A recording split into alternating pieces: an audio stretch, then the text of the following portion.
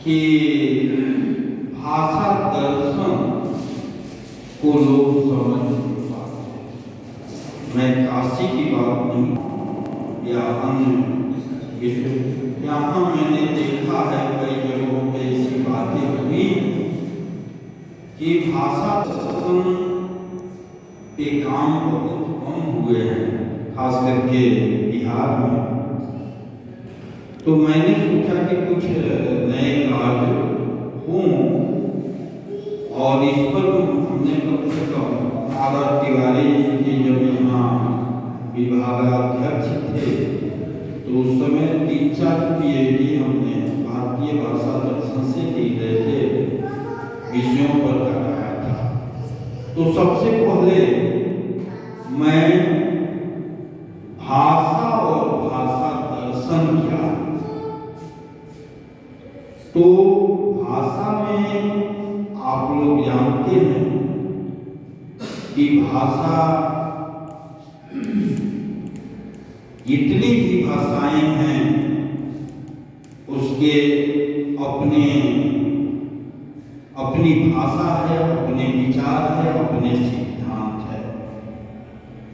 जैसे भाषा में शब्द है, अर्थ है, शब्द अर्थ का संबंध है, वाक्यार्थ है, भाषा में भी ये चीजें आती हैं। और हमारे दर्शन में भाषा दर्शन वह है जो भाषा से संबंधित समस्याओं का दार्शनिक रूप में विवेचन किया जाता है। जैसे शब्द के विषय में सबसे अहम प्रश्न उठता है कि शब्द नित्य है कि अनित्य है। थोड़ा सा हम इस श्लोक से इतर जाना चाहूंगा और जो है वैज्ञानिक दृष्टिकोण से देखा जाए तो शब्द नित्य है।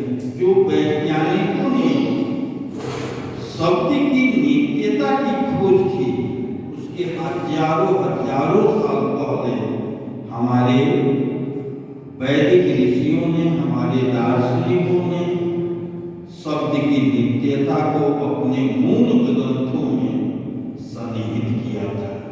उदाहरण के तौर पे जैसे शब्द 8:30 बजे दिल्ली से प्रकाशित होने वाला समाचार अब 8:45 बजे होता था।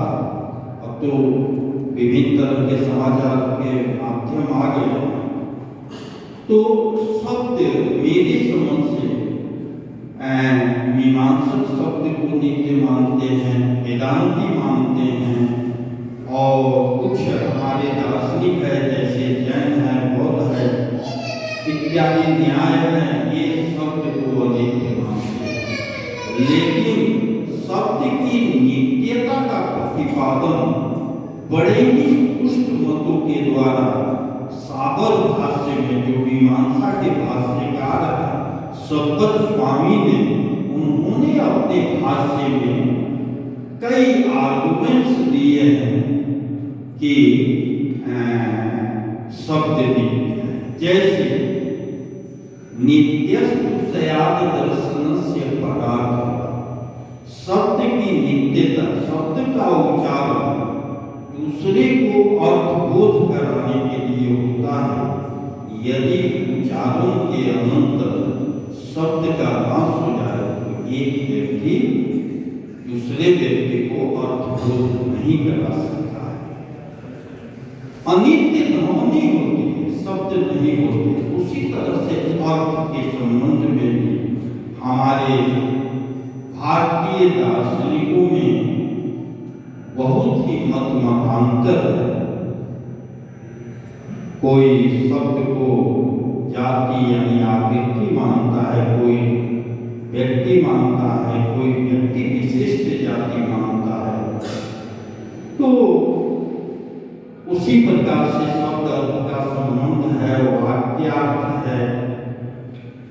तो यहाँ है कि एक हमारे व्याकरणों के अनुसार भी शब्द से अर्थ का बोध कैसे होता है, कैसे प्रस्फुटित होता है, इस विषय पर हमारे व्याकरण दर्शन के जो मनीषी थे उन्होंने इस पर एक विचार अपना रखा। हालांकि इस पे दार्शनिकों में बड़े ही खंडन मंडन हुए हैं, बड़े ही एक दूसरे की, यहाँ तक उसके आचार्य की जो परंपरा है उसमें भी एक मत नहीं है। फिर भी होता है जो कुछ भी मतांतर विद्वानों की संगतिकरण होती है, मंथन होता है, विचार होता है, तो उससे अमृत की धारा निश्चित रूप से प्रवाहित होती है और वातावरण सुभाषित होता है। तो भारतीय भाषा दर्शन में अस्फोट व्याकरण दर्शन का